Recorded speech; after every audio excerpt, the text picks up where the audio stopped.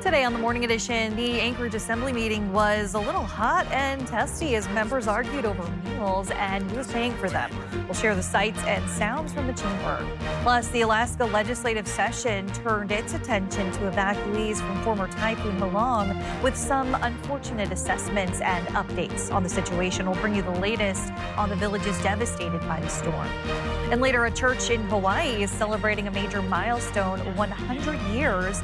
They opened a time capsule and the founding members and early members put together. We'll take a look at what's inside as the Morning Edition starts now. Good Wednesday morning, everyone. If you're heading out on the roads, they are pretty slick. It's wet out there, Aaron. And it's a warm one this morning. We saw record-breaking warmth across South Central.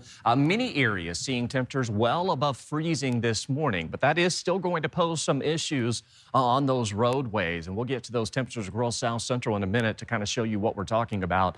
40 degrees is what we're currently sitting at here in Anchorage. Now, winds for the most part remain fairly light, but notice across the rest of South Central, we've got out towards Soldotna, that temperature sitting below freezing. As you head through parts of the Parks Highway out towards Willow, we're also seeing those temperatures sitting near freezing, and of course through the Copper River Basin, and then parts of the valley seeing those temperatures hovering right around that freezing mark. So any snow melt, any rain that we did see or drizzle from yesterday that's still sitting on those roadways could lead to some slick spots across the region. Even here in Anchorage, we're also holding on to that potential as well, where we're seeing some of those temperatures dropping down near freezing. You can see that heavy activity that we did see for Prince William Sound yesterday that's kind of tapered off. We will still hold on to some isolated to scattered showers for coastal areas. Still can't rule out some lingering areas of freezing rain out towards Willow and parts of the Parks Highway. So be prepared for that if you are driving along the Parks Highway this morning, as you could encounter some of those slick road conditions. Now, here in Anchorage as a whole, you can see those temperatures are sitting on the warm side, but out towards Arctic, we're sitting near freezing. As you head out towards Campbell Creek, it's sitting near freezing. So you're going to encounter some of these road conditions, which will be a bit on the slick side, particularly those roads that have that thick layer of ice sitting on top, those little ruts that you tend to see, as well as bumps in the roads. Those could be a bit on the slick side. So take it easy on the roadways this morning. It is a warm one. We are still seeing that avalanche danger remaining with us, considerable above Alpine, with natural and human-triggered avalanches of 1 to 2 feet deep possible or looking likely in that no snow. I'll have more on this record-breaking warmth, as well as another round of some rain moving into the forecast coming up. In today's top story, Anchorage Assembly meetings have heated moments. This time, the flashpoint was who should pay for supper, and the debate over using taxpayer dollars for Assembly meals quickly escalated. Charlie Fellows has the story on how a discussion over free lunch turned testy. So, how did we get from this? I did come prepared with some figures because I think it is important to weigh in the balance a budget cut with operational efficiency. To this. My concern is that we have one member who generates misinformation and who doesn't attend meetings. Point of order, speaking to intent. It isn't. It's a fact. Assembly member Keith McCormick was one of 3 sponsoring a resolution to ban the use of non-labor taxpayer dollars on meals for the Assembly, coming after last year's omnibus amendment, which included a massive reduction to the $33,000 meal budget passed unanimously. As McCormick puts it, Let's tighten our belts before we ask the residents of Anchorage to tighten theirs on our behalf. A simple enough slogan, but the debate it sparked was anything but. I would really like to have a conversation about that question, whether symbolic cuts are more important than the efficiency of this body, when that would ultimately prolong our meetings. Since this has gotten political, you know, it's fine. I had 2 pieces of pizza last week. I don't care if you deduct that from my paycheck. I don't want a free lunch, but I do want an efficient one. Chair, I've lost 40 pounds since I've been on the Assembly. So, yeah, I'm all for health and tightening up the belt. Let's vote on it. Sounds like people are somewhat defensive on their meals that they feel very entitled to. Things progressed to that exchange you saw earlier after McCormick posted on Facebook during the meeting alleging Assembly Chair Chris Constant of, quote, feeling like he deserves the meals McCormick is railing against. Constant says he believes McCormick's motives lie elsewhere. They're being penny wise. It seems to me to be just a political action to try to smear the Assembly and its staff and the administration and their staff. In the end, it was a wash, as a motion to postpone debate indefinitely passed 9-3. It remains to be seen when the topic will be discussed again. Charlie Fellows, Alaska's news source. Well, the Fairbanks North Star Borough is considering pulling back more than $11 million in school funding after an audit found the district held more in reserves than borough rules allow. The money was on the books when the school board voted to close 3 schools and outsource custodial jobs, sparking questions about whether those cuts were necessary. District leaders say the higher balance came from lower health plan enrollment, extra federal money, and unfilled positions. And they say those numbers were not clear during budget planning. That is the funding from the 24-25 school year. So that is the money that they had in their account before the custodial outsourcing happened, the school closures happened, the classroom increases happened. People are like, well, you didn't need to make the reductions. No, we actually did. We just were never able to identify 100% of all the savings that are going to come to pass. My job is to estimate conservatively. Hopkins clarified he does not believe the district was intentionally hiding money. The borough will complete its own audit later this month. If its findings are the same, that $11 million will go into a maintenance fund for the district. Facing a $90 million deficit, the Anchorage School Board looked into next year's budget for the first time at Tuesday's meeting. Joe Allgood was at the headquarters of Northern Lights and on Northern Lights and highlights the discussion. This is the presentation the school board is getting on next year's budget, and you can tell by just how thick it is how much might be on the chopping block for next year. So a lot of decisions to be made. District officials detailed the extensive cuts they're proposing, from cutting 25 nurses across the district to special education and sports. This is a huge impact on our community and our students, and this is not anything that we would like to recommend. It's just an unfortunate reality that we're living in, and the need to reduce our spending around this.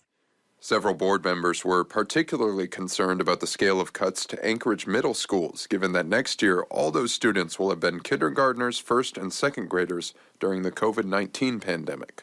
We know that those students have struggled to regain the learning that was lost during that traumatic time. We know that students experience trauma. And one of the reasons that the proposed cut to the middle school model surprised and troubled me. I mean, at $90 million, there's a lot of surprise and trouble. Of course, there were several members of the community who came to voice support for the programs they care about. It's among the lowest cost sport activities available to students. Tennis is what kept me in school. Curriculum coordinators are the architects of our promises to all students. The district also held out hope that a municipal tax levy may help if the voters of Anchorage approve it.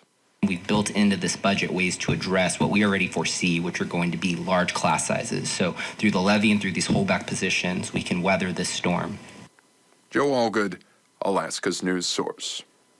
Also at Tuesday's meeting, the school board unanimously voted to ratify new teacher contracts that include a 17% wage increase over the next 4 years.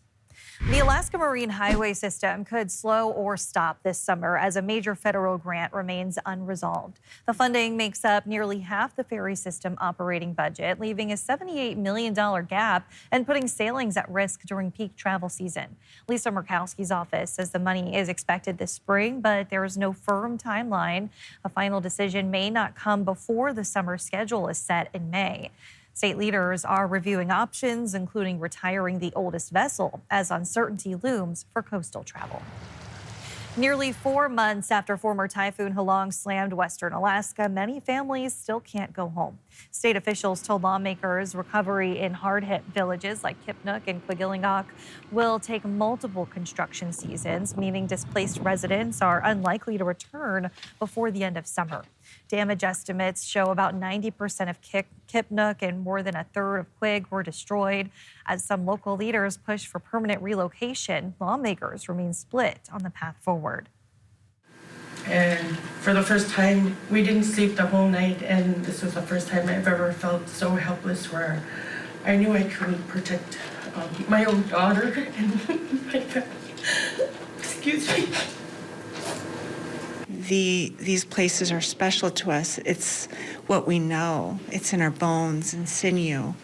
And when that's our home, it'd be like moving a big city, you know, and so I'm against that. Relocation is a huge part of just resilience for communities in general, and I would say it may end up being the best way forward for these communities that have been affected.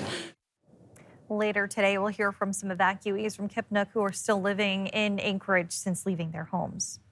What you heard today from lawmakers in Juneau is part of today's edition of Alaska's Political Pipeline. For the full conversation with Will Courtney from Juneau, visit our website, mobile app, or wherever you get your podcasts. Researchers from Washington are studying the bears on the North Slope by attaching cameras to collars they put on grizzly bears. They've been gathering a lot of unique information, gaining a new perspective on the life of these bears. We'll show you more next.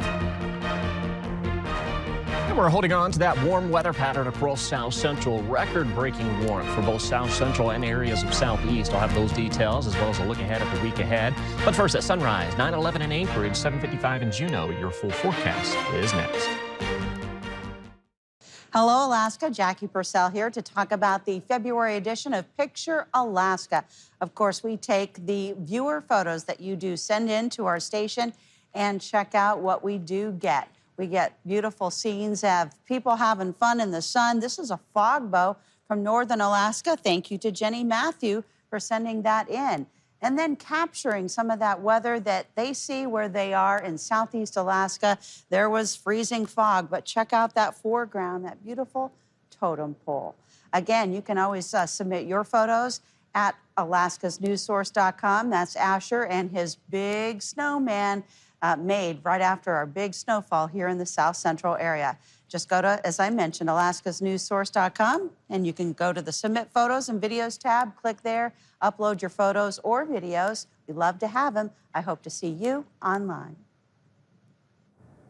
We're so lucky to live in a place that is just a wealth of beautiful scenery to capture. And we love showing it on the Morning Edition too, Aaron. Yeah, we love seeing those photos, and we try to get to as many as we can, but we've got thousands of those photos that get sent in. That's why we do that Picture Alaska, and we show numerous photos throughout the day. So if we don't get to yours, hopefully we will eventually, because we do try to show off many of the beautiful sights from across the state. Record warmth is what we've been talking about across South Central, particularly yesterday. And this morning, we were also waking up to some of those warm conditions. That freeze-thaw pattern still with us across South Central. Take it easy on those roadways, particularly in areas where you're going to enter some of that ice that's still sitting on that road. And if there's some standing water on top of that, that will lead to some slick conditions as well, which could lead to some traction issues on those roadways. So just take it easy as you head out the doors. We have seen some record-breaking highs yesterday. Sitka officially hit 55 degrees. Anchorage officially hit 44 degrees. And we're still in the 40s this morning across South Central, 30s and 40s for most locations. And those temperatures have climbed about 20 degrees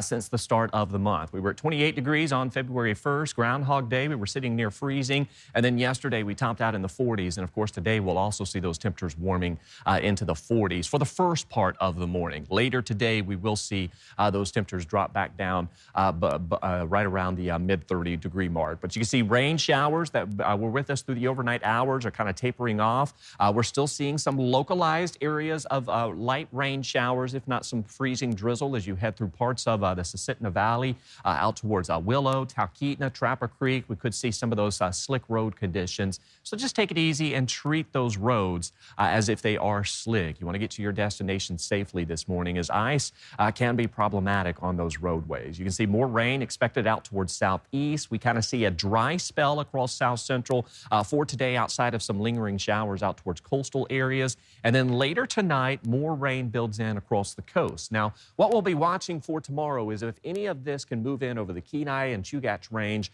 we will see an additional round of some possible light rain showers, if not another round of some localized freezing rain. And again, not everyone is going to see that. That largely depends on those temperatures, and most likely locations will once again be parts of the Susitna Valley, Copper River Basin, and possibly through Turnagain Pass. So we'll be watching for that into your Thursday. And then you can see as the week draws to a close, we will see some quieter conditions returning to South Central. But some Some snow is in the forecast as we welcome in next week, but we've got this warm weather pattern for this week. So through the remainder of this evening, we could see up to an inch of rain accumulation out towards Prince William Sound. As we welcome in your Thursday, you can see even heavier rain builds in across coastal areas. We'll pick up about 2 to 5 inches between today and Friday across our coastal areas. Again, notice western parts of the Kenai through Anchorage and lower parts of the valley, we may get by with just a stray shower or two. But even then, that snow melt, any stray showers we see, and those temperatures that continue to fluctuate back and forth with that freeze-thaw pattern will continue to lead to road conditions. So there's those temperatures this morning in the 40s. Notice how they steadily drop back into the mid-30s throughout the day. That 7-day forecast showing those temperatures do steadily cool off throughout the week. We're back down near freezing by Saturday, and then we'll be watching a gradual return to some snow showers. We'll call it scattered to periodic snow showers starting Sunday through Tuesday with highs near freezing.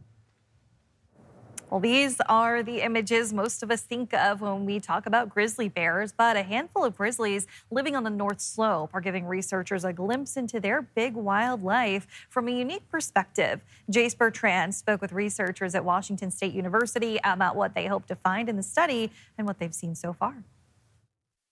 It's not easy being a bear. They have a really extreme seasonal environment where they really only have a growing period of around 4 to 5 months, depending on the year. Those remaining months are largely spent in hibernation.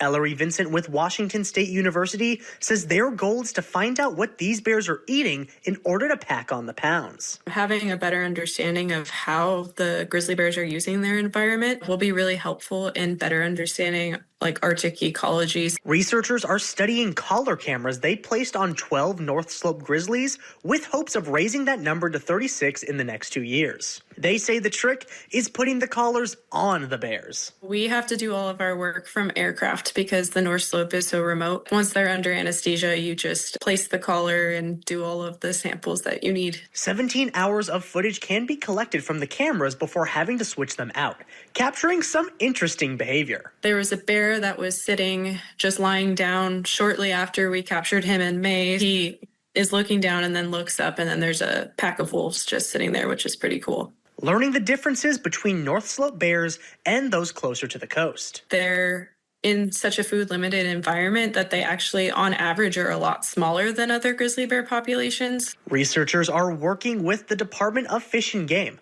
who will put GPS collars on the bears to further their studies. They've mentioned being able to better understand how oil development will affect bears. So we, as entities, have different goals, but we're trying to work together to be able to accomplish both of them. Jace Bertrand, Alaska's news source. Thanks for listening to our podcast. Click subscribe so you can get the latest podcasts from Alaska's news source automatically and stay up to date with breaking news and in-depth reporting available for free 24/7 with the Alaska's news source app.